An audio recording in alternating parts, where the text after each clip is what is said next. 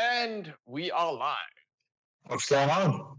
You are the man behind Old Smokey. Yeah, I run Chuckles Garage in Santa Rosa, California, and I built and race Old Smokey F1. How did you come up? Where did this? I mean, the idea. I've got a truck and I'm gonna do diesel, and then I'm gonna do one of the biggest hill climbs in the world. I mean, how does that thought process all into each other? It just kind of all happened. Um, I bought the truck to just flip it because I found it cheap on Craigslist. I bought it for $225, and then it sat around the shop for a while, and I decided to turn it into a shop truck. And I had the idea to put a diesel in it because it would be nice and reliable. And it just I don't know. I have serious problems with restraint, and like before I knew it, it turned into a freaking race truck. And then I have a background in pro racing, so I just got it to a certain point, and then applied to race the hill climb. Turned in my resume and everything else, and they accepted me. So the rest is history. But you've rebuilt this truck like 5 or 6 times already. I mean, sorry, I had to go to. I did a bit of light stalking, so I went and Like, read everything I could find, and I mean, there's a lot of history behind this truck. Eh? yeah, I mean, we're on shit. I lost track of um which version truck we're on, but I think it's version 6 now. Um, it started out as a street truck, so it had most of the original frame and pretty standard, kind of like street rod suspension stuff like that. And then that wasn't enough for me, and so I pretty much pulled the sheet metal off and started over. I mean, it's a tube chassis race truck. It's still street legal. I still have it street registered. I've been through countless different turbo setups. We work with Garrett. I work with Garrett Motion, basically helping them develop turbos and get setups that work, and try different stuff out. And so it's probably had 10 different turbo setups on it, 4 different motors. We've tried different transmissions. We finally settled with one transmission from ATS that just hasn't broken yet, so we're just keeping that, and it works good. Um, the rear suspension's been changed 2 or 3 times. Brakes have been bigger and bigger and bigger every time. I don't know. It's just I've gotten to the point where it's fun to just refine the craft, and it's also fun to go fast in an old truck that nobody expects to go fast. So But I mean, the diesel technology that you running on that thing. I mean, well, you got 2,000 pounds of torque that thing is pushing out. Or that's the last numbers I heard. I mean, that's just absolutely insane. Look, and that's something that we haven't got to South Africa. Guys haven't looked at really playing with diesel that much. I mean, and you're the only guy that does pipe peaks in a diesel, aren't you? Or is uh, there? there's a guy that does Pikes Peak in a Volkswagen Bug. And Well, it's that a two doesn't count. Volkswagen Bug with a TDI, but nobody's doing it with big diesels anymore. No. That guy's got my number, but I don't think he's much of a threat. So Well, in one of the videos I saw, you were very big corporate before you had the shop. What was your corporate background, if I may ask? so my last corporate job, worst place I've ever worked in my life. I was district manager for Home Depot, and I did all their marketing and merchandising stuff. It was the worst. It was the worst job ever. Um, but I mean, before that, I did different engineering jobs, and just got sick of it. I just wanted to do my own thing and kind of play with cars and have fun. That was that was like 12 years ago.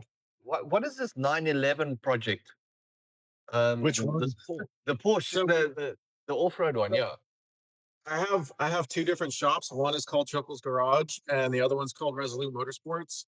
And Resolute Motorsports, we focus on overland 911 cars, and then also we have a road car called the Tanto 911. Yes, I Uh, saw that. Yeah. but they're just essentially really highly refined Porsches for two different applications. And I mean, but overland, that's more like for a rugged performance and that type of stuff. Right. I Yeah, mean, you take I never the knew shit that out was of a it. thing with Porsches.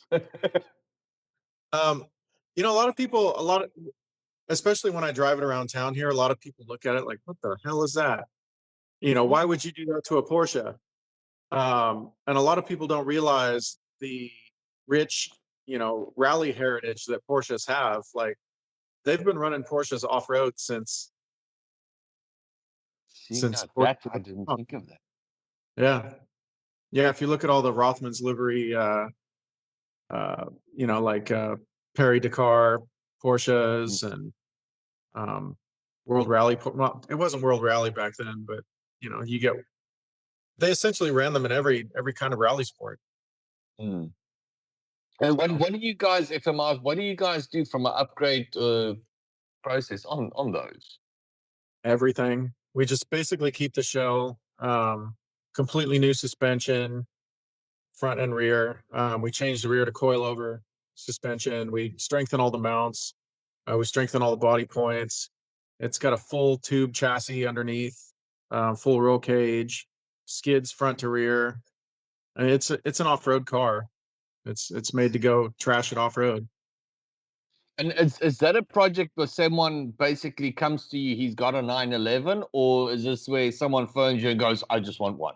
You know, make It's me both. build me one. We always keep a one car in stock, like a donor car, so it's ready to go and ready to convert. They're all custom made for each client, so you can change the interior, you can change everything. We've got different motor packages ranging anywhere from like the stock engine with just some Mhm. breathing mods and a tune to like a fully built 3.6 liter 350 horsepower naturally aspirated engine. So, Mm. and then if you really want to go crazy, we can do, 6, 7, 800 horsepower twin turbo ones. I mean, it's just the sky's the limit. So they start at about 150 grand and go up from there. That's not that bad, actually, if you think of everything that's going into it at all, eh? For what you get. 150 grand gets you a pretty basic one though. Mm. Obviously, Sorry, obviously. it's too light out there. I'm going to go back into the shop where it's nice. I love this how you're walking around. Because I get a glimpse of what's sitting in the background the whole time as you move Oh around. yeah, yeah. You got Yeah, Pokey here. yeah. There's the old lady sitting. That thing is Got insane. And what else do you got guys work on in the shop? Basically, what's your main focus? my main focus. I don't know. I don't really focus. I kind of have car ADD. So, I mean, I like my main focus is road race cars and then the Porsche stuff. Mhm. Uh, but we do everything. Like there's a twin turbo Mustang on the rack. Um, we've got this car right here. That's a BM. Ford E46 time attack car we're building.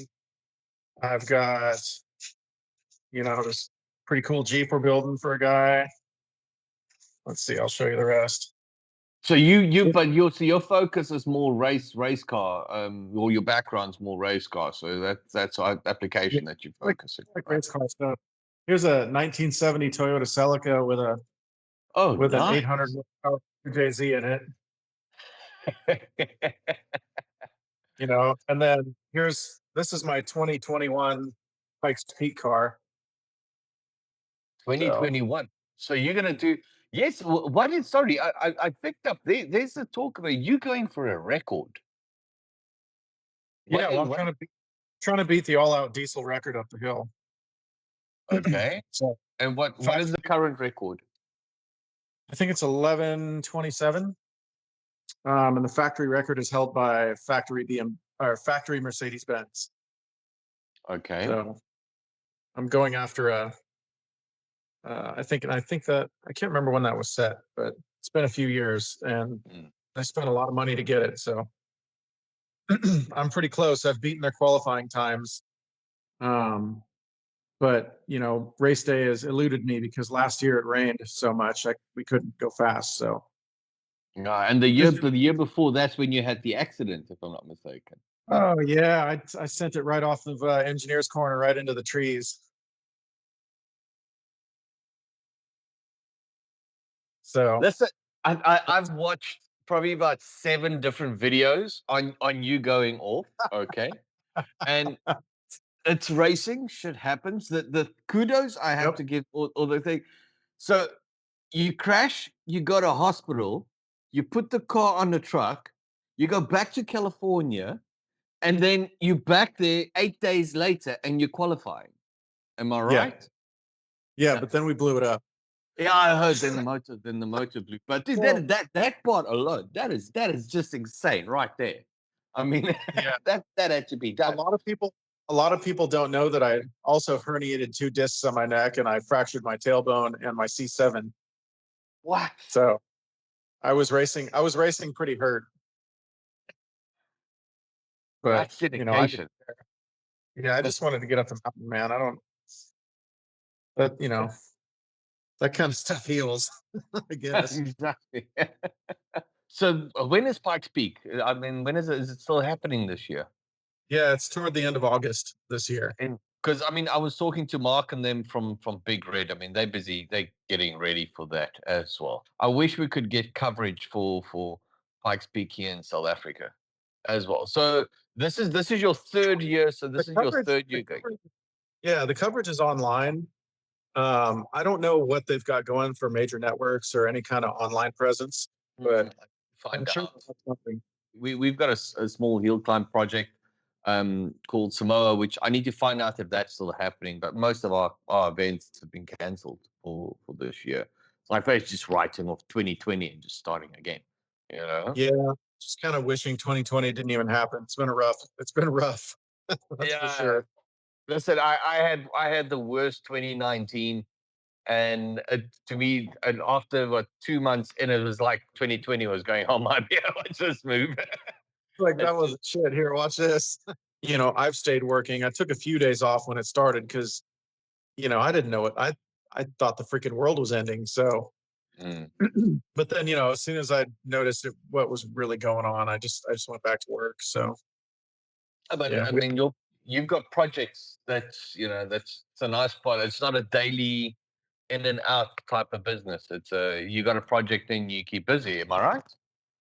It's like a yeah, lot of builders. you bring projects in, and it's like if it's a full build from the ground to the from the floor to the top, it takes a year to build it. So, Mm.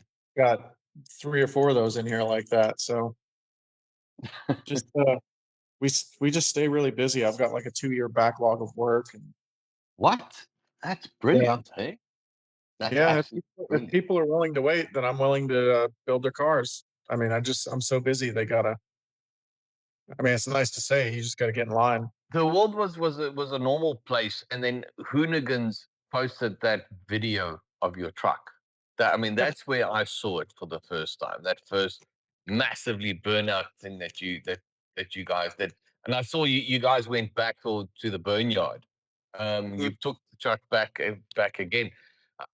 What did that do for the business and the truck and getting everything out there? Did it make Um, a big difference? it did. It did a lot for visibility of my shop and Mhm. what I do here. I mean, I was already really really busy.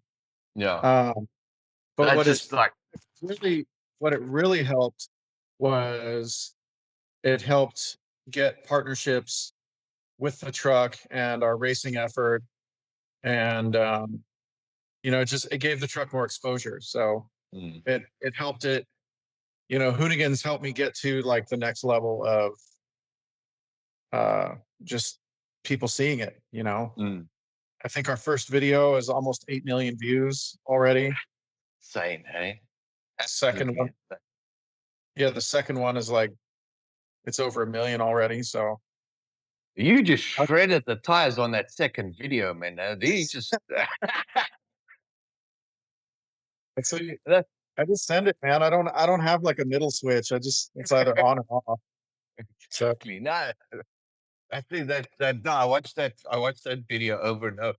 I mean, you weren't even shredding like little skinnies. I mean, you were shredding a 330. What's the truck running? You running on the back? It almost looked like a new set of yeah, tires. right here. They're those are actually my Nah. rain tires. Those are actually my rain tires from Pikes Peak. Oh. Um, but they're I don't put pizza. Like you see all the Aussie burnout guys. They Mm. they put like these skinny little like 225s or 255s on the back of their cars. Like when I go do burnouts, I do it on 335s and I do it on race compounds. So I mean, the torque, like it doesn't care what's back there. Like I could put steamrollers back there and it still blow them off. Exactly, exactly, exactly. I mean, look, I was listening in on the grocery list that you've got on that motor and stuff. I mean, the to get to that power and it's weird. I mean, like I said, I watched the videos where you're doing Pikes Peak and stuff. How that thing is accelerating and stuff going up there. I mean, it's just absolutely insane. I mean, how does it feel to take that thing up Pikes Peak? Oh, it's horrifying. Like you don't even get used to it. It's so incredibly fast. Um, I mean, the you, boost must be insane. The it's torque over that 100 psi. It's yeah. over 100 psi. But what's the horsepower is nice and all, but when you have that much torque, you feel the horsepower.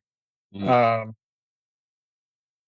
once you get, it's kind of a pussycat in the corners because it kind of falls off the turbos a little bit, or in the mm, tight corner.